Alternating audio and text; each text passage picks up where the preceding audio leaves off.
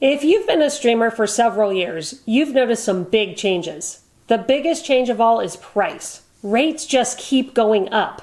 The low prices streaming services offered years ago were meant to lure people away from cable. And those rates were great, and they helped entice many people to cut the cord.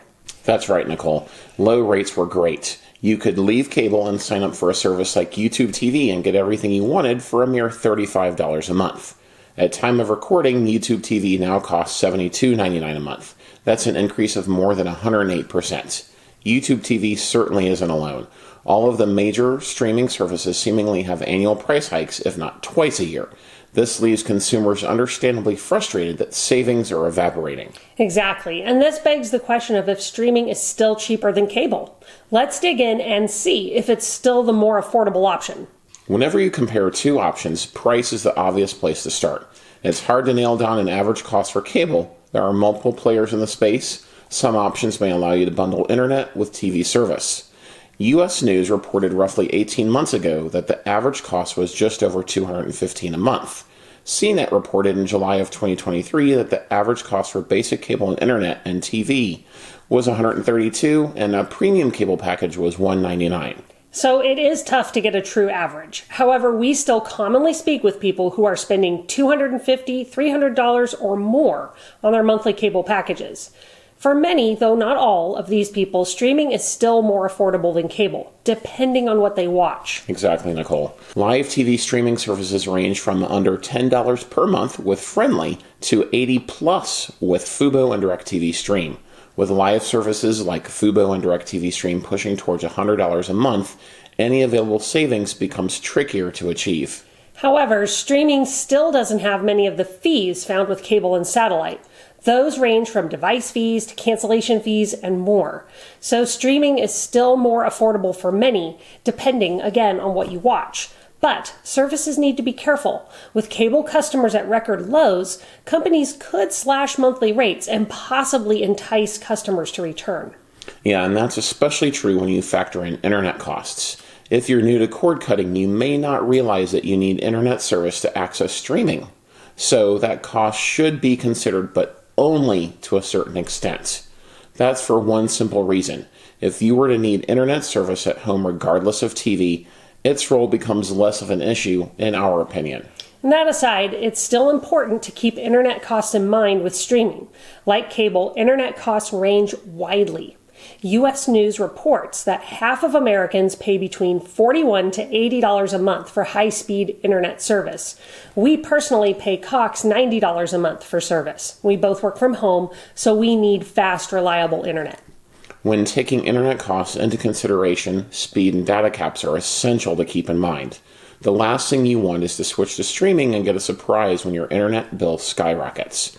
One thing cable has going for it is the bundle. If you get cable and internet from the same provider, you may see some savings, but that convenience often comes with a contract and fees. Still, that convenience shouldn't be ignored, and that's where we're going next.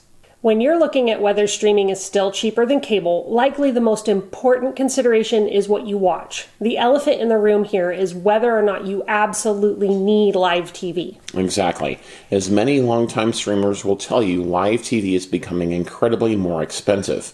If you can live, for the most part, without live TV, you can still save substantial money. We didn't include them in our earlier chart, but you can subscribe to numerous on-demand services for about $10 a month. While some are pushing the $20 a month boundary, you could combine two of the more expensive ones with an over-the-air antenna and save a lot of cash versus a live service. And John, that doesn't even include a fast service, which you can use to watch TV shows and movies. If you can wait a day to watch a popular show, then there are some real savings to be had. However, it's easy for one group of streamers to see their savings evaporate from canceling cable, and that's sports fans. Exactly. Live sports are what many people watch most. Live TV streaming services know that, and they offer much of what you can get with cable, but at a cost. Hulu Live, Fubo, YouTube TV, and DirecTV Stream are all relatively good services for live sports. Unfortunately, they all range from $73 to over $100 a month at time of recording to get those live sports. That puts them all at or near the level of a standalone cable price. Now, this isn't such a big issue if you're a fan of one sport, like football. You can subscribe to a live service for 4 or 5 months and then cancel. Unfortunately, if you're a fan of more than one sport, you may not have that ability. And worse yet, live sports are becoming more spread out.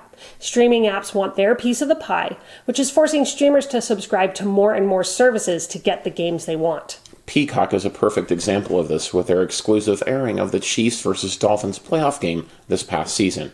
Worse yet, this is only going to become more prevalent as more streaming services try to get into the live sports game. This will make it more difficult to get the games you want, regardless of whether you have cable or not. Unfortunately, this may leave some sacrificing the teams or games they want in order to save money. That's unfortunately going to continue to be the case, and it's part of the larger issue at play. In determining if you can still save money with streaming, you need to identify what's most important to you. Do you want convenience and the ability to get most of what you want? If that's the case, then cable may be the best choice for you. Exactly. That's not to mention the fact that cable or satellite may offer the features or sports that are important to you. If that's the case and you can get a good deal, then it may be best to stick with it. However, that sacrifices flexibility. For example, you can sign up for a streaming service today and begin watching content in minutes. You can also still cancel a service when you want without cost, and there are no pesky fees like monthly device fees. In that case, streaming is almost always going to be better and more affordable for you. If you don't need live TV and are a casual sports fan, there is still a lot of savings to be had. That's savings that you can apply to other areas of your budget without needing to sacrifice your entertainment needs. That's exactly correct, Nicole. However, one thing remains. Streaming is changing and platforms are only going to operate in their own self-interest. What that requires you to do is to stay vigilant with your subscriptions. If you don't use a service for more than a month, it's likely time to cancel. Do that and apply those funds to something else. There's little need to keep the set it and forget it mindset, as that will cost you money and erase your savings. In short, it requires you to be active with your decisions. That's a great point, John. Even if you decide that cable is best for you, you can still use the same philosophy. Call throughout the year and ask for a discount.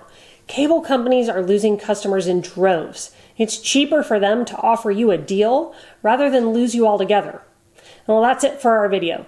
Do you believe streaming is still cheaper than cable? And what do you do to keep your entertainment expenses in check? Let us know in the comments below, and if you haven't already, don't forget to like, subscribe, and turn on notifications so you can get all our latest news and reviews when they drop. Thanks for watching, and we'll see you in our next video.